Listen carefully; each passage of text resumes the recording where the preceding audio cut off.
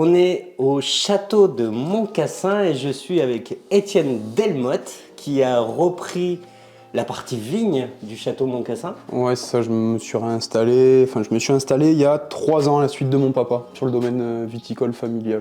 D'accord, et ton papa, ça faisait combien de temps qu'il était à l'œuvre? Partie agricole, en général, on est installé dans le Lot-et-Garonne depuis 1965. C'est mon grand-père qui arrive dans le Lot-et-Garonne. Et en partie vigne, 97. Première plantation 97 et premier vin 99. Ça fait un petit moment quand même, presque 30 ans en fait. Hein, ça fait un jeune vignoble quand même, mais... Ah oui? Mais oui. Mais une trentaine d'années, ça fait jeune Surtout vignoble. dans la zone, j'imagine. Ouais, dans le coin, ça fait... Ça fait un petit moment, quoi. C'est ça. Mais jeune vignoble, mais replanté par mon père et ma mère il y a une trentaine d'années. Et moi, je me suis installé il y a 3 ans. Voilà. Il me semble qu'il avait fait du forcing pour avoir des vignes, ton papa. À l'époque, il avait fait du forcing. Il voulait pas lui donner. Il avait réussi à planter de la vigne, mais il voulait pas lui donner la partie appellation musée. Et mais il s'est battu. Il a réussi à avoir ses premiers hectares. Et après, on a eu un peu de terre en appellation. Et voilà, c'est parti, on a lancé la machine. Et j'ai vu que tu en as replanté, toi. Ouais, à mon installation, du coup, il y a 3 ans, j'ai lancé le projet de redévelopper la partie viticole. Et j'ai replanté 5 hectares de vignes, un peu moins de 5 hectares, 4 hectares 80. Donc une partie en appellation avec une partie blanc et une partie rouge. Et 1,5 hectare en vin de pays avec de la Syrah pour essayer de m'adapter un petit peu aux nouvelles conditions climatiques, faire des essais sur du long terme. Et proposer des nouvelles typicités de produits, des nouveaux arômes, voilà, tenter des choses. Le changement climatique, c'est-à-dire, parce que ça m'intéresse. On est sur des périodes actuellement où, dans le Lot-et-Garonne, où à l'époque on vendangeait au mois de septembre-octobre, on avait des étés chauds, mais un peu pluvieux, qui permettaient de faire des vins de qualité. Aujourd'hui, on est sur, je dis pas qu'on perd en qualité, mais on est sur des périodes où soit on est en grosse période de sécheresse, soit en grosse période de pluie. Et en fait, ça devient de plus en plus compliqué de gérer une exploitation viticole en général dans la partie sud-ouest. C'est pour ça que le Syrah, c'est un cépage qui peut s'adapter facilement, parce que c'est un cépage qui produit quand même un peu de volume, mais qui derrière est facilement adaptable à la sécheresse. Et ça se voit, il y a beaucoup de Syrah qui sont plantés en Australie par exemple. C'est des cépages qui s'adaptent à la sécheresse et où après on peut arriver à produire sans trop se prendre la tête entre guillemets. Vous aviez quoi comme cépage? Enfin, vous avez quoi comme cépage? Aujourd'hui, on a les cépages typiques du Bordelais, donc Merlot, Cabernet Sauvignon, Cabernet Franc pour les rouges, et on fait du Sauvignon blanc, Sauvignon gris et Sémillon pour les blancs. D'accord. Voilà, donc on produit les 3 couleurs, rouge, blanc, rosé. Gros de notre production, c'est le rouge. Après, on fait un blanc, un rosé, plus côté plaisir. Voilà, un petit blanc sec. 2 rosés maintenant. Un rosé en appellation sec et un rosé en vin de pays, un rosé sucré, donc avec 9 grammes de sucre par litre. Et après, 4 rouges différents qui sont devant moi là. De l'intrépide à l'impérial, voilà, en allant du 100% cuve inox au 100% barrique, en passant par 2 autres vins.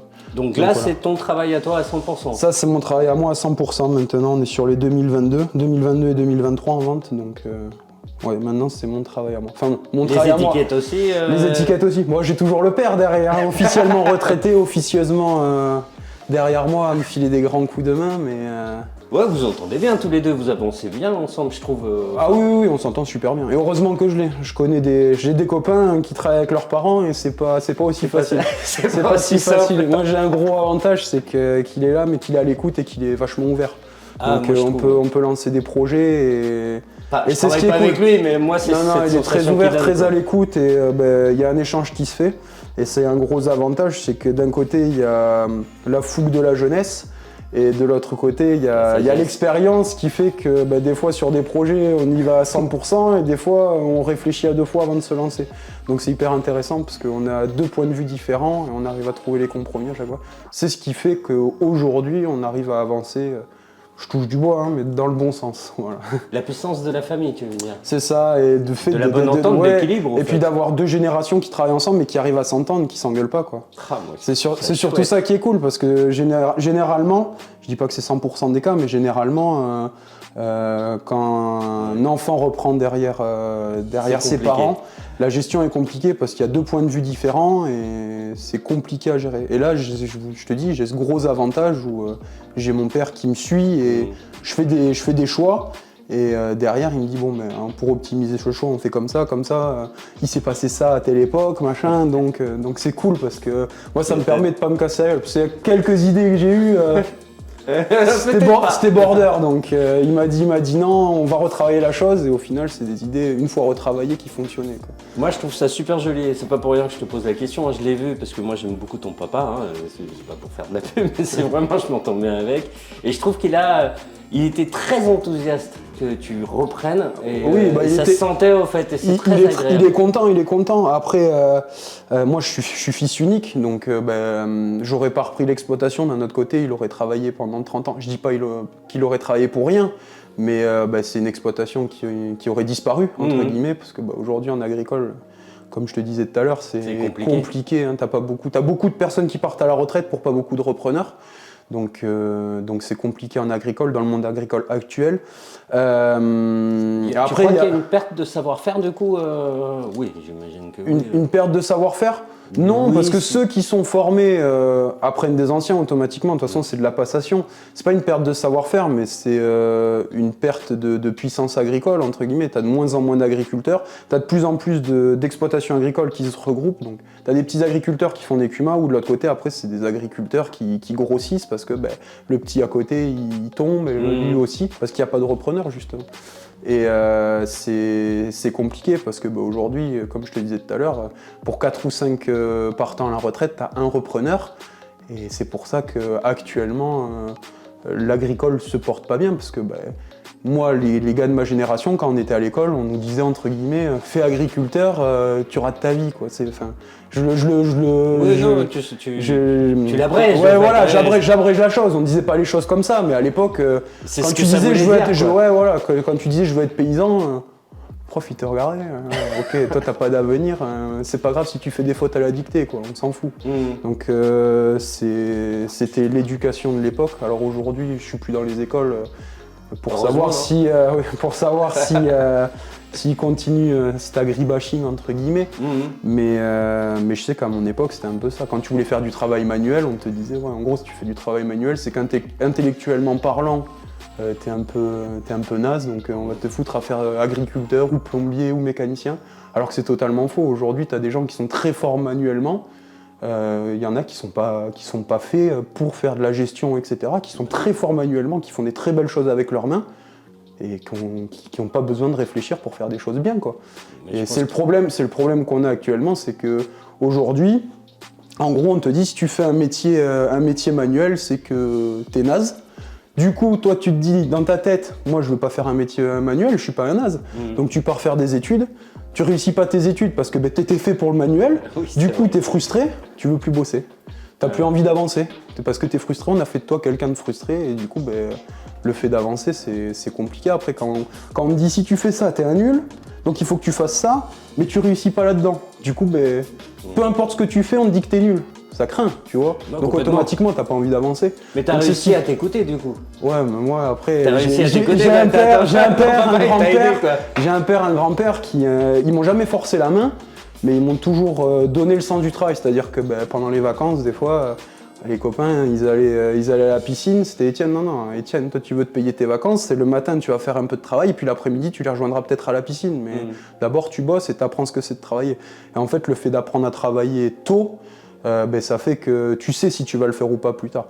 Tu te poses toujours des questions, mais tu as déjà le pied à l'étrier. Donc, ils t'ont appris la frustration, ils t'ont appris à gérer ces choses-là. Ils m'ont surtout appris les valeurs du travail, c'est-à-dire te lever le matin pour aller bosser, être fier de gagner ta croûte, quoi, de te lever le matin et te dire ok, je participe à l'économie, je fais tourner mon pays, ça me fait plaisir aussi. Mais avec tes 4 bouteilles, tu participes activement, on peut le dire. Voilà, exactement, on essaie. Et puis là, en plus, c'est cool parce que en étant agricole, c'est quand même la partie patrimoine. La France est un pays d'agriculture de base, à l'époque c'était un pays d'agriculture. Et voilà, le fait de participer à continuer dans nos valeurs, c'est plaisant. Ouais, voilà, c'est plaisant. Parce que moi je suis venu te voir aussi parce que tu construis. Je sais pas ce que tu construis, le Taj Mahal, on dirait à côté. Ouais, à côté. Ouais. C'est un nouveau chef, c'est ce que tu me disais. Je suis en train de faire un nouveau chef parce que en étant jeune installé, c'est maintenant qu'il faut avancer. C'est pas à 50 ans qu'il va falloir coller des investissements. Donc je me suis lancé, j'ai dit on va développer la partie touristique aussi. Donc j'avais besoin d'espace. Pour mieux recevoir les gens. Pour mieux recevoir les gens et puis pour aussi développer ma partie vigne parce que j'étais un peu à l'étroit dans mon ancien chai. Donc là j'ai refait un nouveau chai de 600 m² avec une partie salle de dégustation. Avec tout ce qui est labo, etc., pour pouvoir recevoir un peu plus de monde pour faire des grosses dégustations, une partie bureau, une partie stockage, pour gagner un peu plus de place et voilà, qu'on prenne le pli pour le futur. Moi je pars du principe, comme je te disais, actuellement en agricole c'est compliqué, mais vu qu'il y a beaucoup d'anciens qui partent, je pense que les futurs agriculteurs ont de l'avenir. On sera moins, mais on aura de l'avenir. Et je prends le pli, c'est un pari, peut-être que je me trompe et que dans 5 ans, tu feras une vidéo de moi en train de vendre des bagnoles, t'en sais rien. Mais ce que je veux dire... J'espère pas. J'espère pas non plus, j'espère pas, mais ce que je veux dire, c'est que c'est un pari sur le futur où je me dis, vu que t'en as beaucoup qui arrêtent, ça vaut peut-être le coup de prendre le pli, planter maintenant, vu que c'est une culture pérenne, la vigne, c'est une culture qui dure 20, 30, 40 ans en fonction de comment tu t'entretiens ta vigne. Si je plante maintenant, quand le pli sera passé, moi j'aurai de la vigne en production, alors que celui qui n'a pas pris les devants va planter sa vigne, il va perdre 3-4 ans de production. D'attente. Voilà, il va perdre du temps. Exactement. Le rendement que tu fais depuis un petit moment, ça fait quoi? Enfin, rendement, pardon. Tu les as plantés il y a combien? Un an? Un an et demi? Non, ça va faire la 3e année de plantation. Je ramasse prochaine vendange, je ramasserai. De ce que tu viens de planter. Ce que j'ai planté, ouais. Donc là, on les a mis sur fil cette année. 3 ans. Première récolte sur 3 ans, ouais. Donc, putain, j'adore, du coup, t'as une espèce de projection, t'es obligé de réfléchir à long terme en fait. C'est ça, c'est pour ça que je te disais, j'ai planté de la Syrah, parce que c'est des essais sur 20 ans maintenant. Non mais du coup, t'es en dehors de la société moderne. La société moderne, moi de ce que je vois, les gens ils courent tout le temps. Ouais. Toi, t'es obligé de t'asseoir de temps en temps et réfléchir au futur. au futur, exactement. Tu prends ton temps en fait. Ah oui, des fois, ouais. Je cours quand même. Oui, non, je dis pas que tu cours pas. Comme je t'ai déjà dit, produire du vin, si tu produis du bon vin, c'est bien, mais il faut le vendre aussi. Donc je cours pour le vendre. Pour la commercialisation. J'y venais d'ailleurs parce que tu fais. Moi, j'ai remarqué, parce que je tourne aussi dans la région, je vois beaucoup tes bouteilles. On essaie de travailler très local quand même. Ça c'est très bien et j'allais te poser la question. Tu fais du local, tu fais aussi de l'international. Je touche à tout. En gros, pour te donner un ordre d'idée, quand je me suis installé il y a 3 ans, on était en pleine période Covid. Du coup, je suis arrivé sur l'exploitation avec un projet, parce que tu dois présenter tes projets aux banques pour t'installer. Oui. Projet qui disait on va faire ça, on va faire ça, on va faire ça, on va faire tant de chiffre d'affaires, même si t'es pas sûr de le faire. C'est des approximatifs, tu vois. C'est une projection. Et toi, t'arrives, t'as tant de chiffre d'affaires. Tu t'installes, on te dit 6 mois après Covid, t'es là, 20 pas produits de première nécessité, t'avais pas trop développé les supermarchés parce que tu vendais beaucoup en direct, etc. Bam, 6 mois après ton installation, tu perds 80% de chiffre d'affaires. Et là, tu te dis, là ça pue, là ça crée une première année d'installation. C'est vrai que t'as commencé à ce moment-là. Fin d'année, le banquier il t'appelle, il te dit ouais écoute Étienne, les projets là ça sent un peu mauvais, faut falloir le relancer. Donc on a passé la période Covid et là j'ai changé un peu mon fusil d'épaule. J'ai pris mon père, j'ai dit faut qu'on se diversifie, faut pas avoir tous nos œufs dans le même panier. Donc aujourd'hui ce qu'on a fait c'est qu'on vend à peu près à 30% en vente en direct. On fait 20% de CHR, donc vente directe et CHR. CHR, c'est cave hôtel restaurant. Ça fait 50% de notre chiffre d'affaires. Je vais faire 30% de supermarché avec un vin spécial pour les supermarchés. Et après, les 20 derniers pourcents à l'export. Voilà. Du coup, un vin spécial supermarché, ça ne sera pas les mêmes que... Ce ne sera pas la même chose. Quand tu achètes mon vin en supermarché, c'est jamais ce que je vends en direct. En direct. Parce que je pars du principe où quand le client fait l'effort de se déplacer chez moi, c'est pour que je lui présente le plus haut de gamme possible. Donc je fais mes sélections pour mes clients qui se déplacent et après je fais un vin de supermarché avec mes assemblages. Moi, je trouve que c'est des bons principes. T'as combien en pourcentage en export? Parce que je crois que c'est pas mal quand même. 20%. Je fais beaucoup les États-Unis. Là, j'ai toqué la Californie surtout, où ça se développe bien. Ils aiment bien le vin français, c'est facile à vendre ou... Facile, non, parce que comme tout, partout, le commerce, c'est jamais facile, mais ça se vend, on commence à se placer. Ben là, j'y retourne au mois de février, 4-5 jours, parce que justement, moi, je suis très proche des clients. Je pars pas du principe où j'ai un importateur, le mec, je lui ai vendu mon vin, après, il se démerde pour le vendre. Moi, je pars du principe où c'est un partage, donc tu vois, tous les ans, je vais faire un tour avec mon importateur, je vais voir les clients. Et eux, ils sont contents d'avoir ce côté proximité. Oh, putain, j'ai vu un viticulteur français, le mec, il vient me taper 12 heures d'avion pour venir me voir et me dire merci d'acheter le pinard. C'est humain, en fait. Ouais, c'est cool, tu vois. Bon, ça me humain, permet de voyager un peu aussi. J'en profite. profite. Mais ce que je veux dire, c'est que ton importateur, c'est sûr, quand tu vends ta bouteille, tu inclus le coût de ton billet d'avion pour faire l'aller-retour dedans, donc tu le vends légèrement plus cher. Mais après, on vend pas une expérience, mais on vend un SAV entre guillemets, où derrière toi tu viens, tu remercies les clients. Quand tu es sur place, si tu as ton caviste, il fait une OP, tu peux être là, dire bon allez, pendant une demi-journée, je viens faire déguster mes vins. Le mec, il est content parce que tu as fait l'effort de faire quelque chose pour lui. Et aujourd'hui, je pense que le côté partenariat avec les gens, c'est ce qui fonctionne le plus. En gros, c'est du donnant-donnant. Genre quand tu fais bosser quelqu'un, il te fait bosser aussi, et ça va dans les deux sens. C'est ça qui fait que ça fonctionne aujourd'hui et qu'on arrive à avoir de la proximité. Après, chacun a ses différentes tailles d'exploitation. Moi aujourd'hui j'ai 16 hectares de vignes, c'est pas des énormes productions, je peux me permettre de faire ça et c'est d'essayer de valoriser mon produit.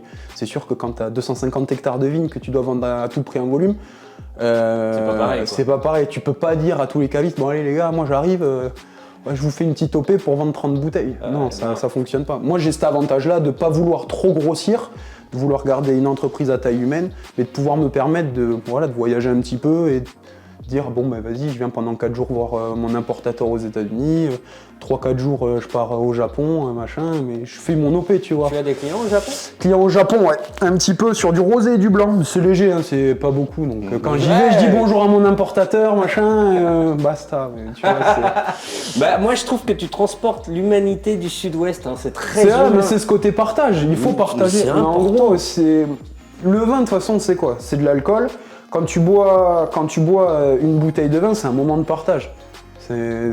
T'ouvres une bouteille de vin, t'es avec les copains, chacun, tu te mets autour d'une table, tu discutes, c'est le kiff. Donc c'est l'avantage. Quand